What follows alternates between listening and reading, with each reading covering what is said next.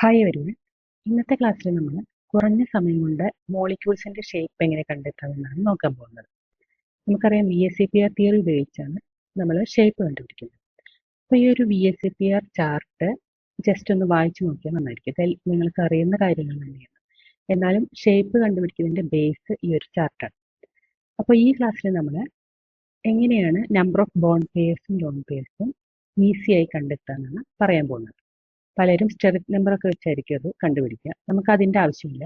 ഇപ്പോൾ NEET JEE അല്ലെങ്കിൽ നമ്മുടെ കെമിസ്ട്രിയുടെ ഏതൊരു കോമ്പറ്റേറ്റീവ് എക്സാംസിൽ നെറ്റോ സെറ്റോ ഏതാവട്ടെ ഈ ഒരു ഏരിയയിൽ നിന്ന് രണ്ടോ മൂന്നോ അല്ലെങ്കിൽ മിനിമം ഒരു ക്വസ്റ്റ്യൻ ആയിട്ടും ഷുവറായിട്ടും ഉണ്ടാവും. അപ്പോൾ നമുക്ക് ടൈം സേവ് ചെയ്തുകൊണ്ട് എങ്ങനെയാണ് ഷേപ്പ് കണ്ടുപിടിക്കാൻ നോക്കാം. സോ ഫസ്റ്റ് നമുക്ക് സിമ്പിൾ ആയിട്ടുള്ള ഒരു എക്സാമ്പിളിൽ നിന്ന് തന്നെ തുടങ്ങാം. അമോണിയ.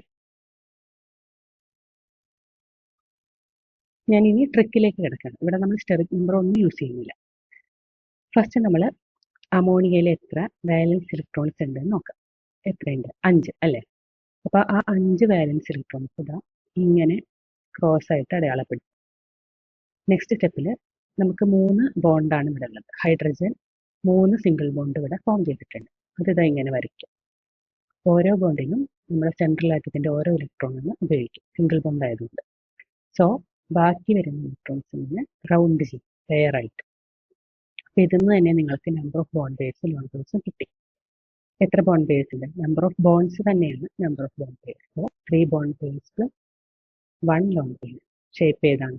നമ്മുടെ ടേബിളിൽ നോക്കൂ. ഏതാണ് വരിക? പിരമിഡൽ ഷേപ്പ് അല്ലെ? Trigonal pyramid. 3 bond pair 1 lone pair. നിങ്ങൾക്ക് അറിയാവുന്ന കാര്യം തന്നെയാണ്. അതാണ് ഞാൻ പറഞ്ഞത്, ഈ ഒരു ടേബിള് നിങ്ങൾ ജസ്റ്റ് ഒന്ന് മനസ്സിലാക്കി വെക്കണം. ഓക്കെ. സോ പിരമിഡൽ ഷേപ്പ് അല്ലെങ്കിൽ ട്രൈഗണൽ പിരമിഡൽ ഷേപ്പാണ് അമോണിയയുടെ ഷേപ്പ്. ഓക്കെ. ഇനി ഇതുപോലെ വാട്ടർ നോക്കാം. ഓക്സിജൻ 6 വാലൻസ് ഇലക്ട്രോൺസ്, ശരിയല്ലേ? 2 സിംഗിൾ ബോണ്ടാണ് പറയുന്നത്. സോ ബാക്കിയുള്ളത് ഇങ്ങനെ പെയർ ആയിട്ട് ബാക്കിയുള്ള ഇലക്ട്രോൺസ് അടയാളപ്പെടുത്തും. സോ 2BP 2 പ്ലസ് 2Lp അല്ലെ? നമ്മുടെ ചാർട്ട് നോക്കിയാൽ മനസ്സിലാവും, ബെൻ ഷേപ്പ് ആയിരിക്കും. ഓക്കെ. ഏതാണ് വരിക? 2BP പ്ലസ് 2Lp ബെൻ ഷേപ്പാണ്. ഇത് ഈ ചാർട്ട് ഇങ്ങനെ നോക്കാൻ പാടില്ല, നമുക്കത് അല്ലാതെ തന്നെ പറയാൻ പറ്റണം. ഓക്കെ. നിങ്ങൾ ഓൾറെഡി ഇത് പഠിച്ചു വെച്ചിട്ടുണ്ടാവും. സോ നമുക്ക് ഈ ഒരു ട്രിക്ക് എന്ന് പറയുന്നത് ബോണ്ട് പെയറും ലോൺ പെയറും ഒറ്റ സെക്കൻഡ് കൊണ്ട് കണ്ടുപിടിക്കാമെന്നാണ് നമ്മൾ ഈ ട്രിക്ക് കൊണ്ട് ഉപയോഗിക്കുന്നത്. ഓക്കെ, ട്രിക്ക് കൊണ്ട് ഉദ്ദേശിക്കുന്നത്. സോ ഇവിടെ ഏതാണ് ഷേപ്പ് വരിക? ബെൻഡ്. ഇനി നമുക്ക് ClF3 നോക്കാം. എല്ലാ മോളിക്യൂൾസും ട്രിക്ക് വഴി നിങ്ങൾക്ക് ബോണ്ട് പെയർസും ലോൺ പെയർസും കണ്ടുപിടിക്കാൻ പറ്റും. ഓക്കെ. Cl 7 ആണ് വാലൻസ് ഇലക്ട്രോൺസ്.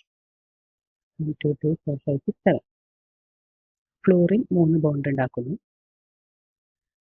ബാക്കിയുള്ളത് ലോൺ പെയർസ് ആക്കി എടുക്കാം. So 3BP plus 2Lp. ഇതിന്റെ ഷേപ്പ് ഏതാ വരിക? T ഷേപ്പാണ് വരിക അല്ലെ? T shape. നമുക്ക് CO3 2 എക്സാമ്പിൾ ആയിട്ട് എടുക്കാം. അടുത്തത് ഇവിടെ നെഗറ്റീവ് ചാർജ് സെൻട്രൽ ആറ്റത്തിൽ വരുന്നത്, അതുപോലെ ഓക്സിജൻ ആണ് ഇവിടെ കാർബണിലേക്ക് ബോണ്ട് ചെയ്യുന്നത് അല്ലെ?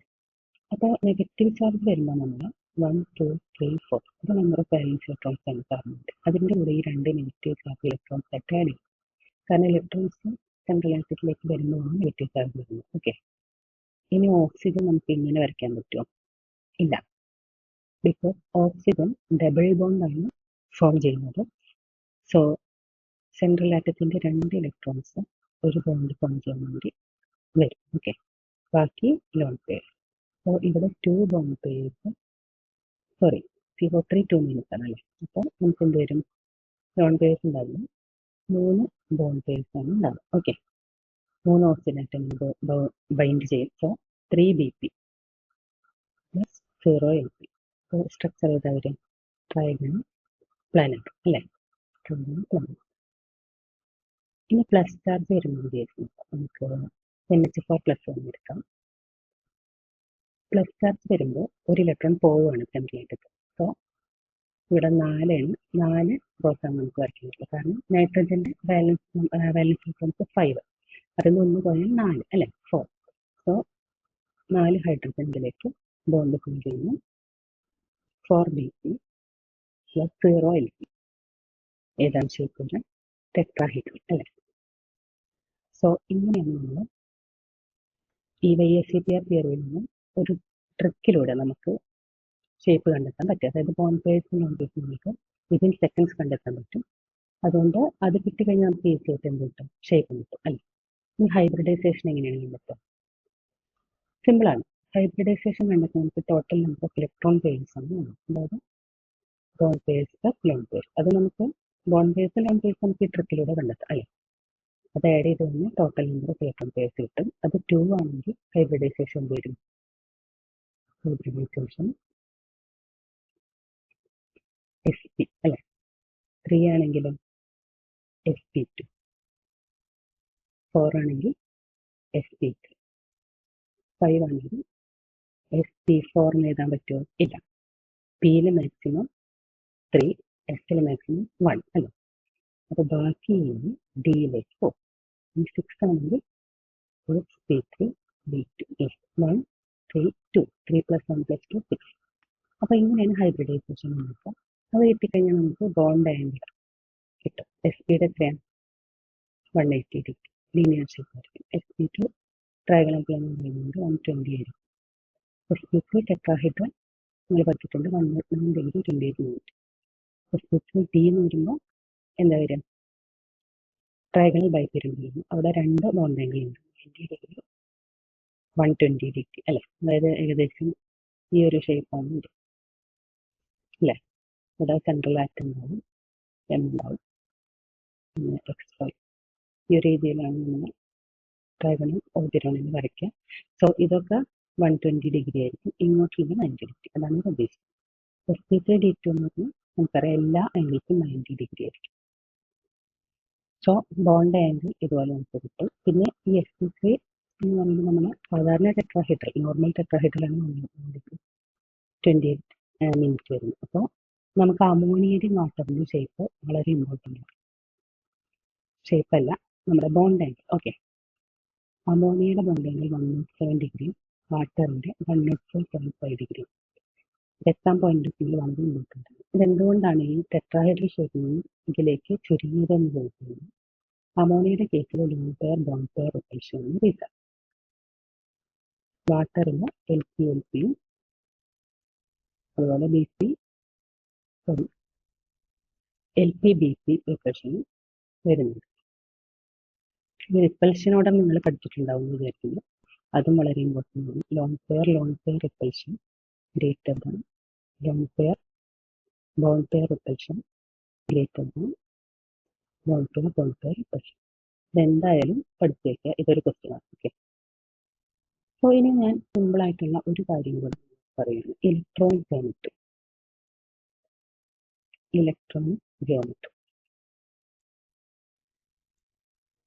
മോസ്റ്റ് പ്രോബബ്ലി നിങ്ങളോട് നമ്മൾ നേരത്തെ പഠിച്ച ഷേപ്പ് ഫോർ മോളിക്കുലർ ജോമെട്രി ചോദിക്കാം. അത് നമ്മൾ ബോണ്ട് പെയർസിൻ്റെയും ലോൺ പെയർസിൻ്റെയും എണ്ണം കൺസിഡർ ചെയ്ത് ആദ്യം ഞാൻ കാണിച്ച ഒരു ടേബിൾ ഉണ്ടല്ലോ, ഈ ഒരു ടേബിൾ വെച്ചാണ് നമ്മളോട് പറയുന്നത്. നമുക്ക് ടേബിൾ ബൈഹാർട്ട് ചെയ്യണ്ട, അതിനെക്കുറിച്ചൊരു ഐഡിയ ഉണ്ടായിരുന്നു. ഓക്കെ, ഇനി ഇലക്ട്രോണിക് ജോമെട്രി എന്താണെന്ന് ജസ്റ്റ് ചോദിക്കുക. ജസ്റ്റ് ഒന്ന് മനസ്സിലാക്കി വയ്ക്കുക. ഇലക്ട്രോണിക് ജോമെട്രി എടുത്ത് ചോദിച്ചിട്ടുണ്ടെങ്കിൽ നമ്മൾ total number of electron pairs മാത്രമാണ് നോക്കുന്നത്. അത് BP + LP. അത് 2 ആണെങ്കിൽ ലീനിയർ, ഇലക്ട്രോണിക് ജോമെട്രി ലീനിയർ ആയിരിക്കും. 3 ആണെങ്കിൽ ട്രയാഗണൽ പ്ലെയിൻ,